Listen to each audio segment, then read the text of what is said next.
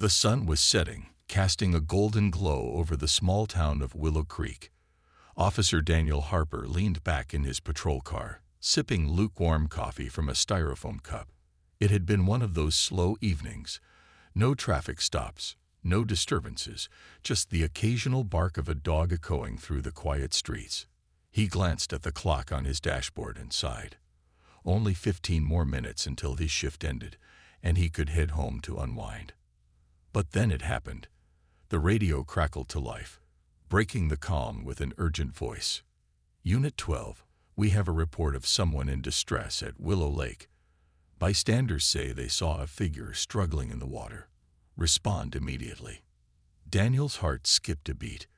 Willow Lake wasn't far, but it was notorious for its treacherous currents and deep, murky waters. Even experienced swimmers avoided going too far out. Without wasting a second, he tossed the coffee cup into the passenger seat, flipped on his sirens, and sped off toward the lake. As he approached, the scene came into view. A group of people stood huddled near the shoreline, their faces pale with fear. Some pointed frantically toward the middle of the lake, while others cupped their hands around their mouths, shouting warnings that were lost in the wind. Daniel parked his car hastily and jumped out, his boots crunching against the gravel path leading to the water. "What's happening?" he called out as he reached the crowd. "There's a girl in the water," one man shouted, his voice trembling. "She went under a minute ago." Daniel didn't need to hear anything else. His training kicked in instantly. He scanned the surface of the lake, searching for any sign of movement. At first, all he saw were ripples caused by the breeze. But then, just beyond the reeds, he caught sight of something, a faint splash, barely noticeable unless you were looking for it. Without hesitation, Daniel stripped off his jacket and holster, leaving them on the ground. Someone handed him a life buoy, but he shook his head. There wasn't time. If the girl was still alive, every second counted. Taking a deep breath, he plunged into the icy water. The cold hit him like a punch to the chest, stealing his breath for a moment. But he pushed forward, slicing through the waves with powerful strokes. The further he swam, the darker the water became, swallowing the fading sunlight. Panic threatened to creep in, but he forced himself to focus. "Stay calm," he told himself. "You can do this." Finally, he spotted her, a pale hand drifting just below the surface. She was face down, her body limp and unresponsive. Adrenaline surged through him as he grabbed her arm and pulled her upward. Her weight felt heavier than he expected, but he refused to let go. Stroke by stroke, he fought his way back to shore, ignoring the burn in his muscles and the ache in his lungs. When his feet touched solid ground again, a crowd erupted into cheers. Two men rushed forward to help him drag the girl onto the grass. She wasn't moving, her lips blue, and her skin deathly pale. Daniel dropped to his knees beside her, tilting her head back and beginning CPR. Each compression felt like an eternity, his mind racing with doubt. What if I'm too late? What if she's already gone? Then, finally, a cough. A gasp. Life returned to her fragile frame as she choked up water, her eyelids fluttering open. Relief washed over Daniel like a tidal wave. He'd done it. Against all odds, he'd saved her. But as he looked down at her face, something about her expression made his blood run cold. The girl lay on the grass, her chest rising and falling unevenly as she struggled to catch her breath.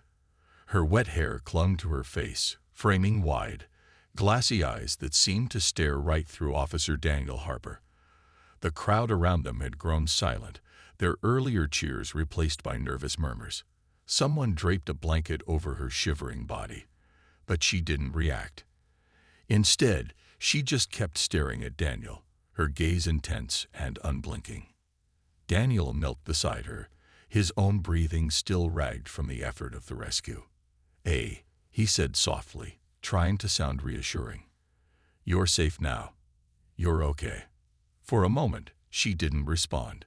Then her lips parted slightly, trembling as though she wanted to speak but couldn't find the words. Daniel leaned closer, straining to hear anything she might say. Finally, her voice came, a faint whisper that sent chills racing down his spine. "You left me." The words hit him like a punch to the gut. He blinked, certain he'd misheard. "What did you say?" he asked, his tone gentle but laced with confusion. She repeated it, louder this time, though her voice was still weak. "You left me." Daniel's mind raced. Who was she? Why did she look at him like they'd met before? And why were those three simple words enough to make his heart pound in his chest? He shook his head slowly, forcing himself to stay calm. I don't know you," he stammered, "but I promise you're safe now. That's what matters." Her expression didn't change. If anything, it grew more haunting, as if she were seeing straight through him, into some part of his past he'd rather forget. Before he could ask another question, paramedics arrived, pushing through the crowd with medical kits and oxygen tanks. They quickly took over, checking her vitals and wrapping her in warm blankets while asking routine questions about her name and how she'd ended up in the lake. "I don't remember," she murmured when they asked what happened. Her voice sounded distant, almost robotic, as if she were reciting lines from a script she barely understood herself. Daniel stood nearby, watching everything unfold. His uniform clung to him uncomfortably, soaked and heavy, but he barely noticed. All he could think about were those three words, "You left me." They echoed in his mind like a broken record, refusing to fade away. He tried to tell himself it was just shock talking, that after nearly drowning, anyone might say strange things. But deep down, he knew there was something more to it. Something he couldn't quite put his finger on.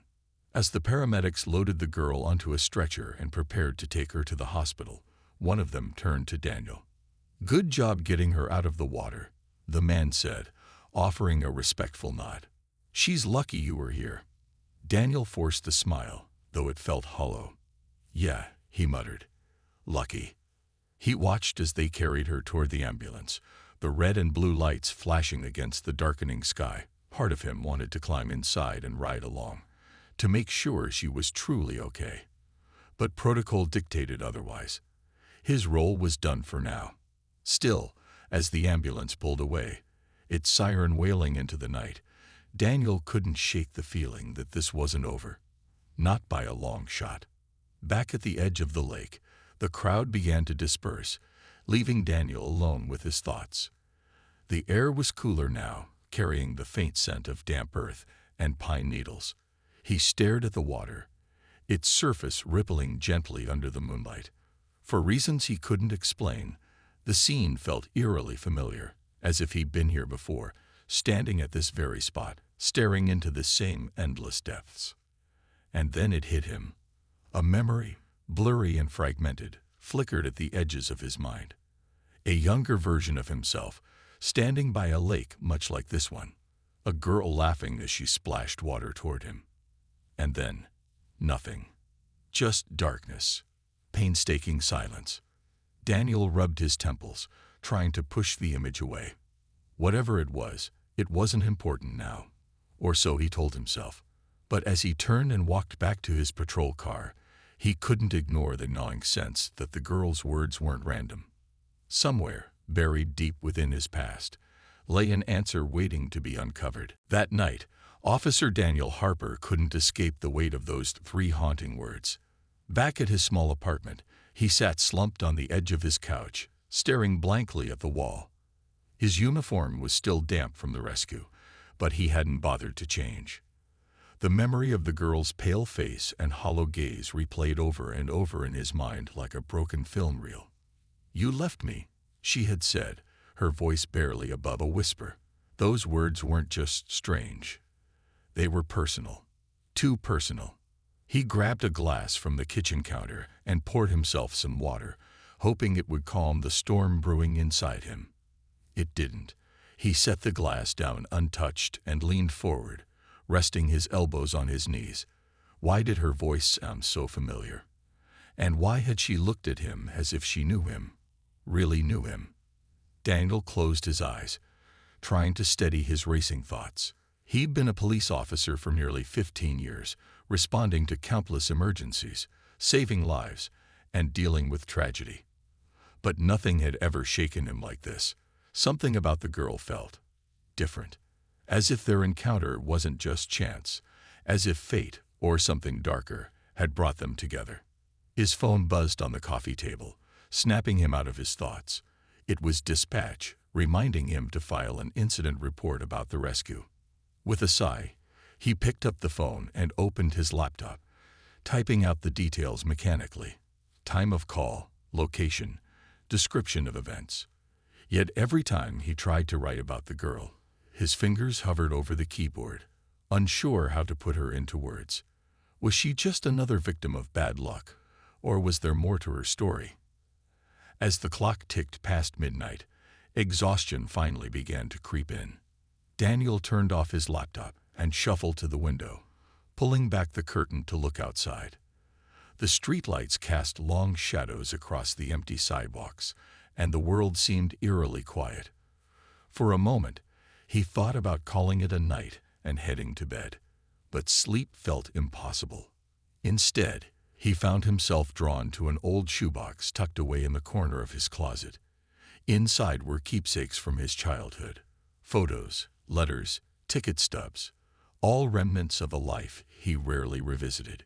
He pulled out a faded photograph of himself as a teenager, standing beside a smiling girl with curly brown hair and bright green eyes. Her name was Sarah Monroe, his best friend growing up. They'd spent countless summers swimming in Willow Lake, laughing until their sides hurt, and making promises they swore they'd never break. But then came that fateful summer when everything changed.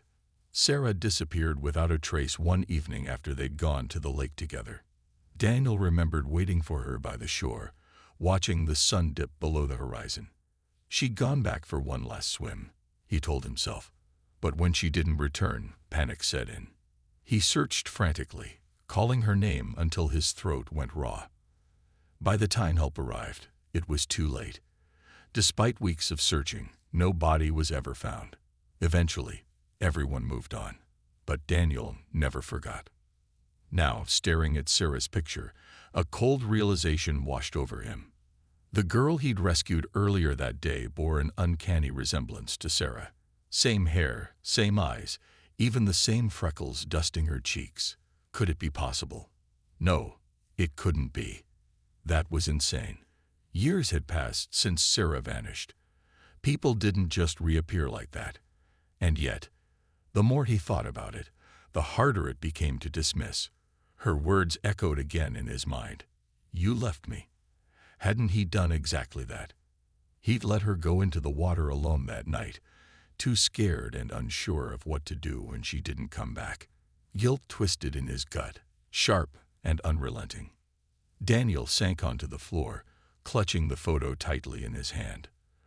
Whatever connection existed between him and the girl from the lake, it wasn't going to disappear anytime soon.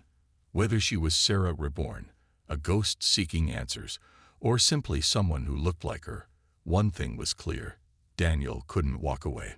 Not this time. The next morning, Daniel woke up on the floor of his living room, still clutching Sarah's old photograph.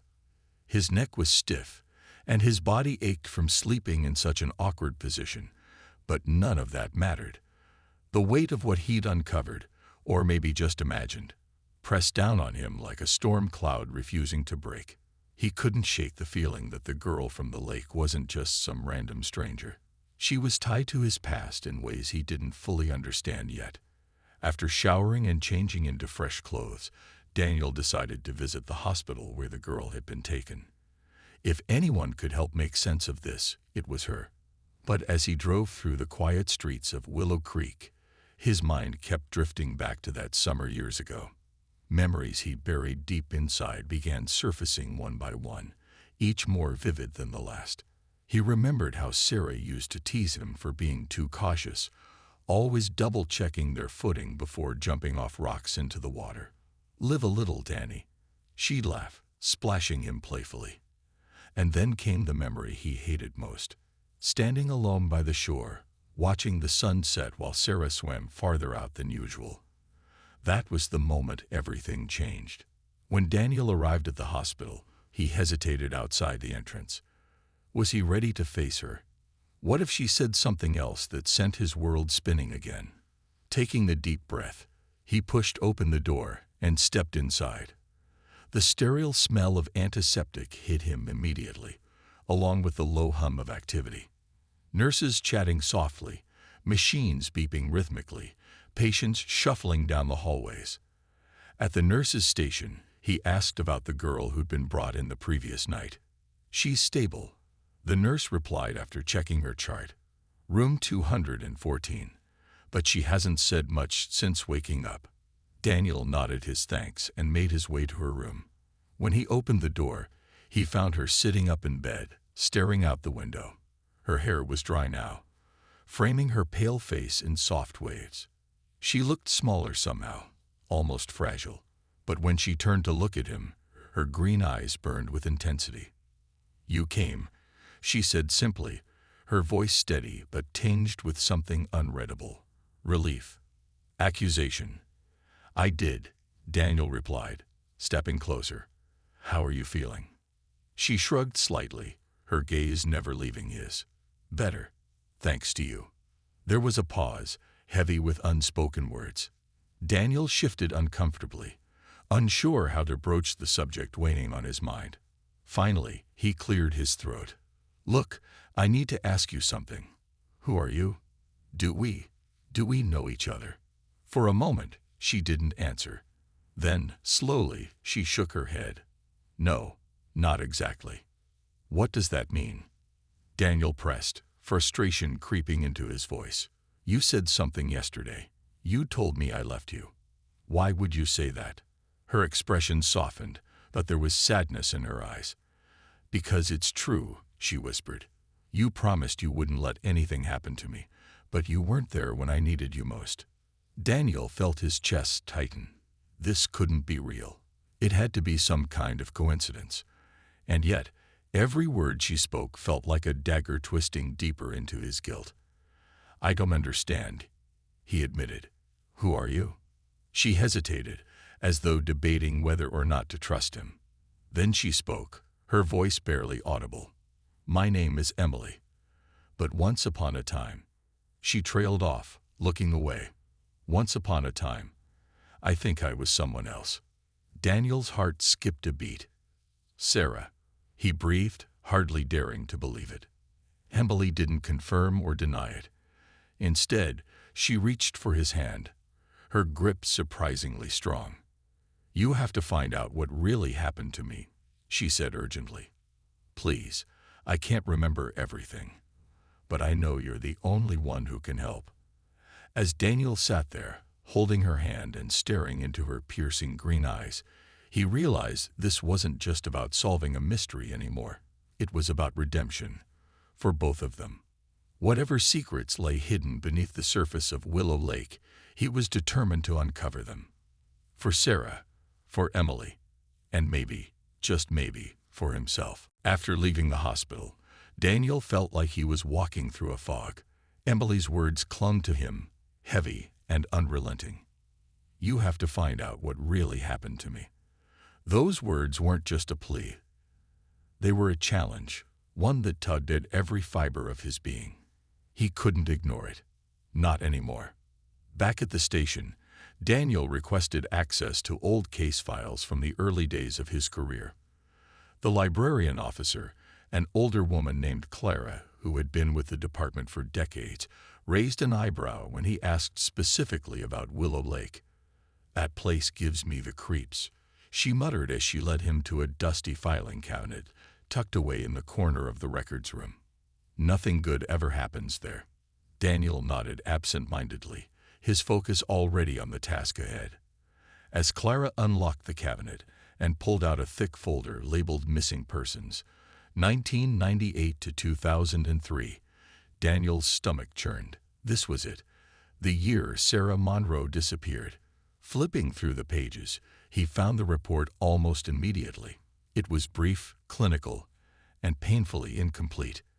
A teenage girl last seen swimming in Willow Lake. No witnesses, no evidence, just gone. What caught Daniel's attention, though, was the photograph attached to the file. It was a school portrait of Sarah, smiling brightly at the camera. The resemblance to Emily was uncanny, down to the tiny scar above her left eyebrow. His hands trembled slightly as he stared at the image, memories flooding back like a dam breaking loose. How had he let this happen? Why hadn't he pushed harder for answers back then? Determined to dig deeper, Daniel spent hours combing through every scrap of information he could find. He scoured newspaper clippings, police logs, even old interviews with locals who claimed they'd heard strange noises coming from the lake around the time Sarah vanished. Some spoke of seeing shadowy figures near the water late at night. Others mentioned feeling uneasy whenever they got too close to the shore. None of it added up, but all of it pointed to something darker lurking beneath the surface. As the afternoon wore on, Daniel stumbled upon something unexpected. A handwritten note tucked inside the folder. It was dated 2 weeks after Sarah's disappearance and written by none other than Daniel himself. In shaky handwriting, he'd scribbled, "Checked the east side of the lake again. Found torn fabric caught on a branch near the reeds. Matches the color of Sarah's swimsuit." His breath hitched. Fabric. Why didn't he remember this? Had he reported it? The file contained no mention of any physical evidence being recovered. Frustrated, Daniel slammed the folder shut and leaned back in his chair, rubbing his temples. Someone must have buried this detail, or maybe he had. Guilt gnawed at him. Had he failed Sarah not once, but twice?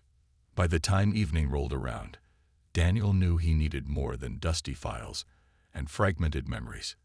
He decided to visit the lake again, hoping it might spark something. Anything that could help piece together the puzzle. As he stood on the shore, the same spot where he'd rescued Emily, a chill ran down his spine. The water looked innocent enough under the fading light, but Daniel knew better. Beneath its calm surface lay secrets waiting to be uncovered. Suddenly, a voice behind him made him jump, looking for answers.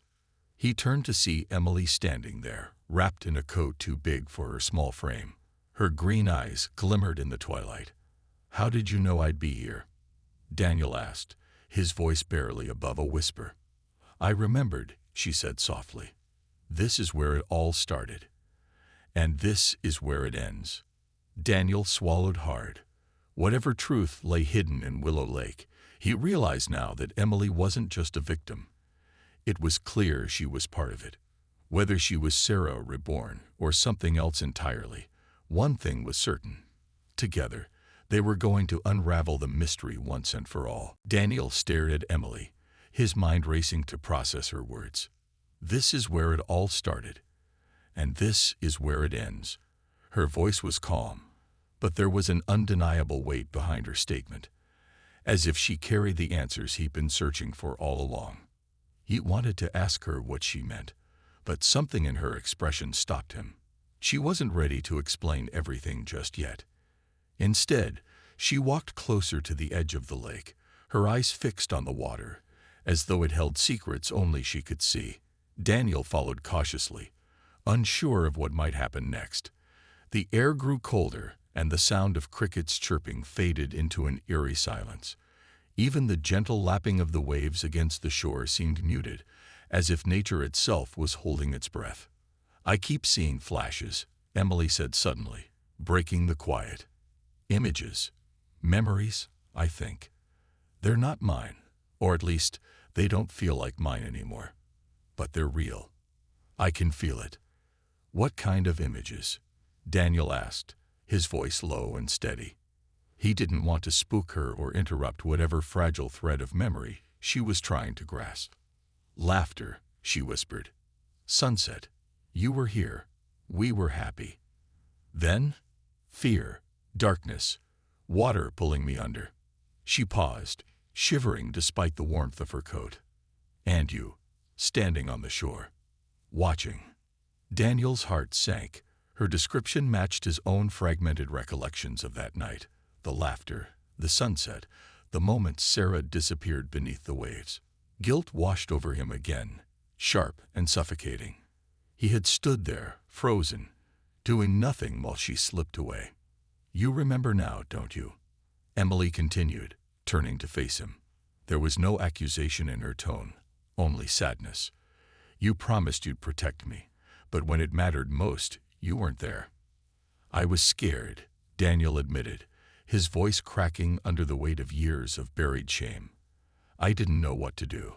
I thought. You ran, she finished for him, her gaze piercing.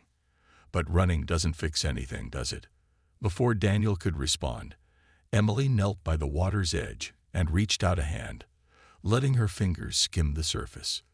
The lake remembers, she murmured. It holds on to things people try to forget. That's why I'm here, to remind you, to make sure we finish what we started. Her words sent a chill down Daniel's spine. Was she suggesting that the lake somehow brought her back? Or was she simply channeling Sarah's spirit, using Emily as a vessel? Either way, it didn't matter. What mattered was that she was right. They couldn't leave this unresolved any longer. Tell me what to do, Daniel said firmly, stepping beside her. How do we end this? Emily hesitated, then pointed toward the reeds near the far side of the lake. The same spot mentioned in Daniel's old note about the torn fabric. We need to go there, she said. That's where it happened. Where I drowned. The thought of returning to that place made Daniel's stomach churn, but he nodded. If confronting the past was the only way to bring closure, then he owed it to Sarah and to Emily to face it head-on. Together, they waded into the shallow water, the mud squelching beneath their shoes. As they approached the reeds, Emily stopped abruptly, her body tensing. It's here, she whispered, her voice trembling. Can't you feel it? Daniel looked around but saw nothing unusual, just tangled weeds and murky water. Then, as he bent down to examine the area more closely, his fingers brushed against something solid hidden among the roots. Pulling it free, he gasped. It was a small pendant, tarnished with age, but unmistakably familiar. It had belonged to Sarah. He'd given it to her as a birthday gift years before she vanished. Emily took the pendant from him, clutching it tightly in her palm. Tears welled up in her eyes as she whispered, "Thank you for coming back." For the first time since finding her in the lake, Daniel felt a flicker of hope. Maybe this wasn't just about guilt and loss. Maybe it was also about redemption and healing. Standing waist-deep in the cold water, Daniel felt a strange mix of emotions swirling inside him: guilt, fear, and a tentative flicker of hope. The pendant in Emily's hand seemed to glow faintly in the dim light, as if it carried the weight of all the years that had passed since Sarah's disappearance. For so long, he carried the burden of that night alone. But now, standing beside Emily, he realized he wasn't the only one who had been waiting for answers. "This is where it ends," Emily said softly, her voice steady despite the tears streaming down her face. "But not just for me. For you too." Daniel frowned, his brow furrowing. "What do you mean?" Emily turned to him, her green eyes piercing through the shadows of the evening. "You've been carrying this guilt for years, thinking you failed me. But saving me yesterday, that was your second chance. You didn't fail this time, Daniel. And now we can both let go." Her words struck a chord deep within him, unraveling the knot of self-blame that had tightened around his heart for nearly 2 decades. He opened his mouth to respond, but no words came out. Instead, he looked down at the pendant in her hand, its delicate chain glinting faintly under the moonlight. It was a symbol of everything they'd lost, and everything they might still reclaim. "I don't understand," Daniel finally admitted. Are you Sarah? Or are you someone else entirely?" Emily smiled sadly, as though she'd expected the question. "I think I'm both," she said. "Part of me remembers being Sarah, the laughter, the friendship, the promise we made to always look out for each other. But another part of me knows I'm Emily now. Maybe the lake brought me back to give us both closure, to make sure neither of us has to carry this pain anymore." Daniel shook his head, struggling to process what she was saying. "If you're really Sarah, or even part of her, why didn't you come back sooner? Why wait until now?" Emily hesitated, her gaze drifting toward the dark expanse of the lake. Maybe I couldn't before, she said quietly. Maybe the lake keeps things trapped until the time is right. Until someone brave enough comes along to face the truth. The thought sent a shiver down Daniel's spine. Was that why he'd been drawn to Willow Lake all those years ago? Had some unseen force been guiding him toward this moment? He didn't have answers, but for the first time, he didn't feel the need to demand them. Whatever Emily was, a ghost, a memory, or simply a girl caught in the ripples of fate, she was here now. And that was enough. "We should leave," Emily said suddenly, breaking the silence. Her tone was firm, almost urgent. "This place, it's done what it needed to do. We've found the truth. Now it's time to let go." Daniel nodded, though his legs felt heavy as they waded back to shore. As they climbed onto dry land, Emily stopped and turned to face the lake one last time. She held the pendant up to the fading light, whispering something Daniel couldn't quite hear. Then, with a final glance over her shoulder, she slipped the necklace into her pocket and stepped away from the water.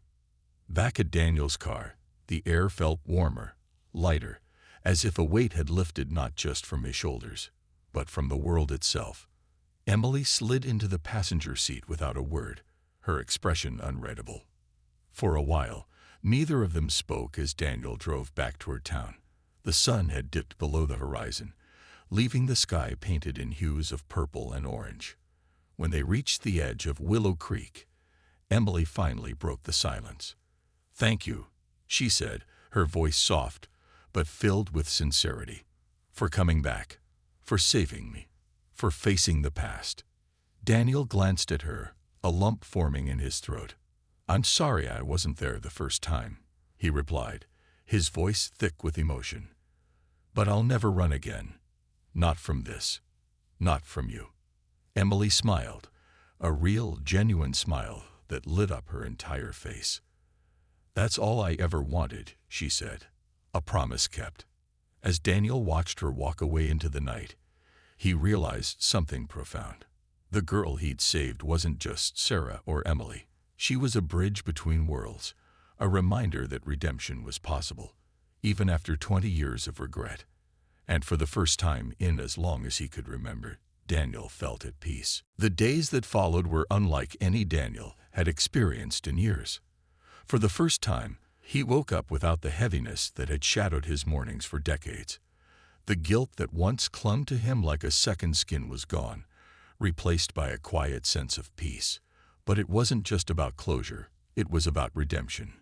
Saving Emily and confronting the truth had given him a second chance, not just to make amends but to truly live again. Emily, too, seemed different. Though she rarely spoke about what had happened at Willow Lake, there was an undeniable lightness in her step, as if she'd shed a burden she'd carried far longer than anyone should. She checked out of the hospital shortly after their visit to the lake, insisting she was fine despite the doctor's cautious warnings. Daniel offered to drive her wherever she needed to go, but she politely declined, saying only that it was time for her to move on. "I'll be okay," she told him with a small smile when they said goodbye outside the hospital. "You've already done enough." Daniel wanted to argue, to insist on staying in touch, but something in her tone stopped him. It wasn't sadness or distance, it was gratitude. She didn't need him anymore.